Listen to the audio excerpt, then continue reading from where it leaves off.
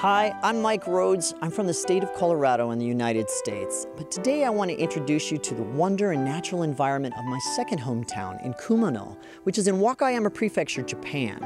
And I also want to introduce to you Koyasan and the three grand shrines of the Kumano region. Now, both of these places are an integral part of the sites and pilgrimage routes of the Key Mountain Range, and this was designated a World Heritage Site in 2004 by UNESCO. You know, one thing that makes this place so special, that it's only one of 3 places in the entire planet where a World Heritage Site is a pilgrimage route. The others include the route of Santiago de Compostela, which is connecting Spain and France. And then the third is the birthplace of Jesus, Church of the Nativity and pilgrimage route in Bethlehem, Palestine, a newly designated site. Now, the Kumano was also awarded 3 stars as a travel destination and the French Michelin Green Guide Japan Guide in 2009, which certainly has raised European interest in these routes. The history of Kumano spreads over more than 1,000 years, with pilgrims coming down from other parts of Japan to visit to the sacred Kumano area. There were 5 main routes where people would try to travel to the 3 main shrines in the Kumano area. Those 5 main routes include the Nakahechi route, which runs through the middle of the Kii Peninsula and leads to the 3 grand shrines, Ohechi route, which runs along the southern coast, and the Kohechi route, which connects those 3 grand shrines to that of Koyasan, the path of Koyasan, and then the Ise route, which leads down from Ise Shrine. And one more would be the Omine Okukake Michi, which many of the practitioners of the Shugendo faith would take. The Kumano faith is an interesting mix of a variety of belief systems, including the Shinto faith, or sort of a pure nature worship, Buddhism, and even a form of Taoism. This unique syncretism was important for pilgrims to come to the Kumano area and experience a form of rebirth, perhaps to better their own current life or entrance into the next life. Here we are at Hoshimon Oji, a popular spot to lead into Hongu area. And what's important is that this location used to be one of 9 gates leading into the Hongu Kumano area. And here, because it was one of 5 major ojis called Gotai Oji, they would have ceremonies, rites, and poetry readings. And it's famous and popular even back up to 1,000 years ago. In fact, a 12th century poet, Fujiwara no Teika, would write a waka poem here at this very location.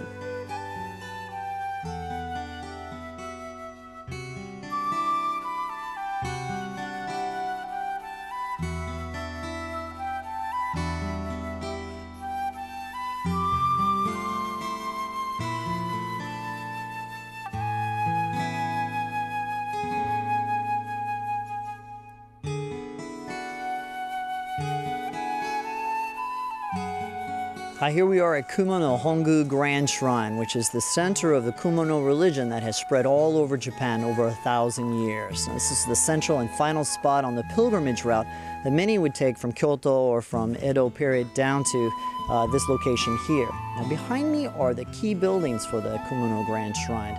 3 buildings encapsulating at least 4 of the main 12 gods of the Kumano religion. The one behind me here is for this location, the Hongu Grand Shrine, and then 2 of the other main gods are down on the other far side. Now, each of the gods enshrined there represent the 3 Sanzan, or the 3 main shrines of the Kumano area. People would make the pilgrimage, come down south, and visit each of them in the opportunity to be reborn into a better world. Now, this is not the original location of the shrine. It used to be down by the river, about 500 meters down the hill, and that was called Oyunahara until about 120 years ago, when a major flood washed away most of the buildings. 4 main shrines were taken from there and rebuilt up here behind us here. Now people from all over Japan and all over the world come here to worship and to seek enlightenment and a better life into the future world.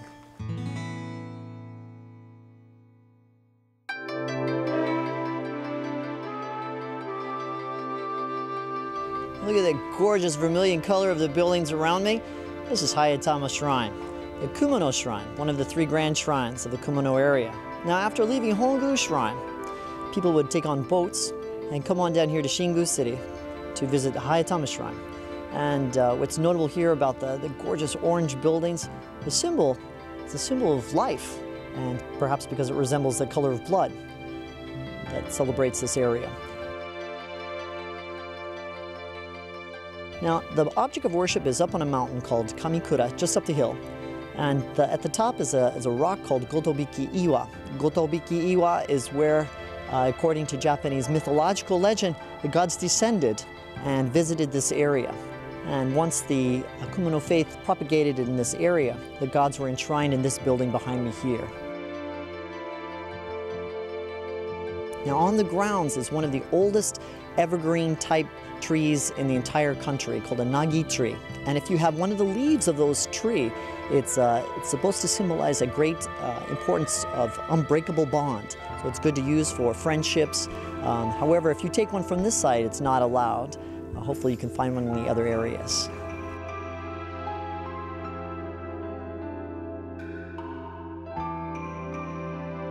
After pilgrims arrived here in the Nachi area, they would climb up what was called the Daimon Zaka, or the Great Gate Hill, and arriving here at Kumano Nachi Grand Shrine, which you can see behind me. It's the third grand shrine of the area, the Kumano worship area. After visiting Hongu and Shingu, Nachi would be the third stop along that pilgrimage trail. Now, up until 140 years ago, both Shintoism and Buddhism would be worshipped together. And during the Meiji era, those grand areas were separated. Now, behind me is the Nachi Grand Shrine, and beyond it is Seigan Toji Temple, which is the first stop on the 33 Kannon Temple pilgrimages here in the Kansai or Kinki area. And beyond that is the highest waterfalls in Japan. At 133 meters, you have Nachi Falls, or Nachi Taki, where it is said that a great nature god is enshrined.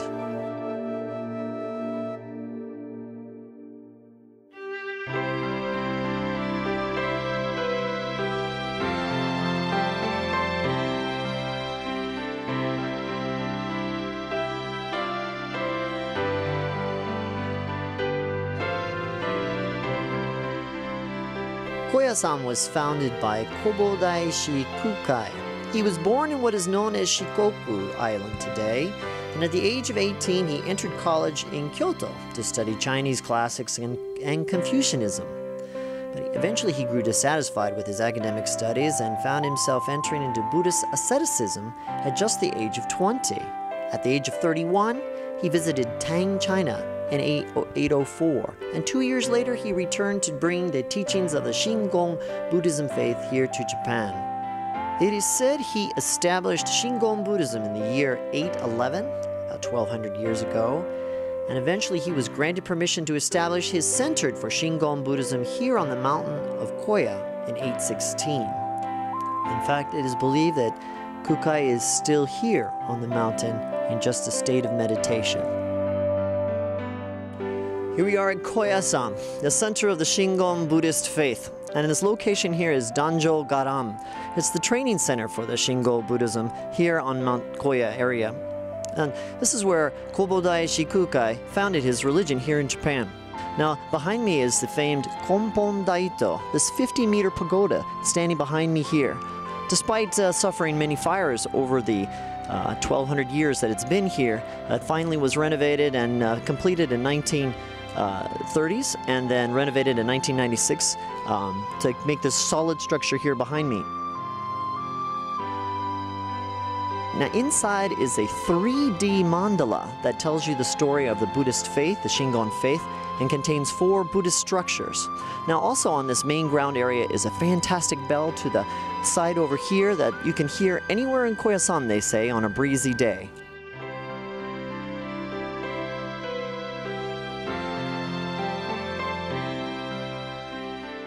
Also, there's the Sanko no Matsu just on the side of the other main structure here, the kondo on the other side, where it's a 3-frond pine, a 3-pine needle pine that is supposedly where Kukai, when he left China after learning his religious study there, cast it out from his boat and it landed here.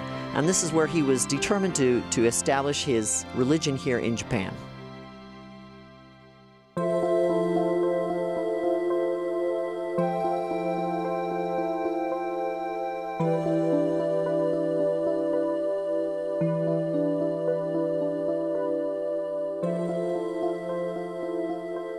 This is Kongo-Buji Temple. It's the main headquarters here at Koyasan, and the building was built in 1593. And inside are a number of gorgeous rooms with paintings on panels from artists from all over Japan.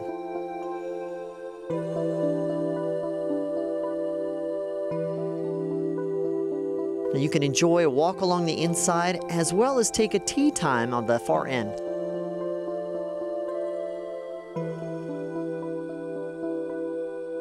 And there's a gorgeous rock garden in the back where you can enjoy some peace and quiet.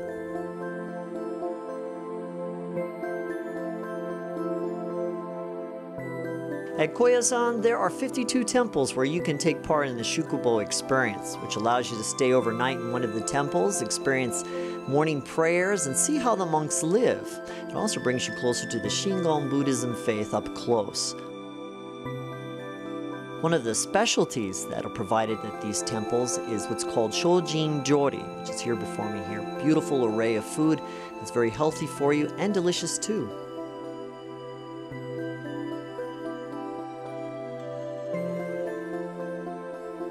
You can also try Shakyo, which is writing a sacred sutra just like other monks here at the monastery where you stay.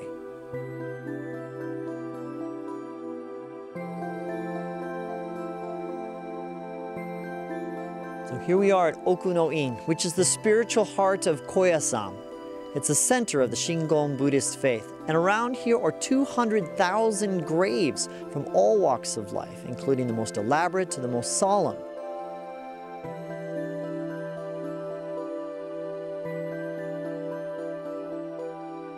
Now along the way you'll find small childlike figures which are actually a form of deity. It's called an Ojizo-san, and they're decorated with bibs to protect children.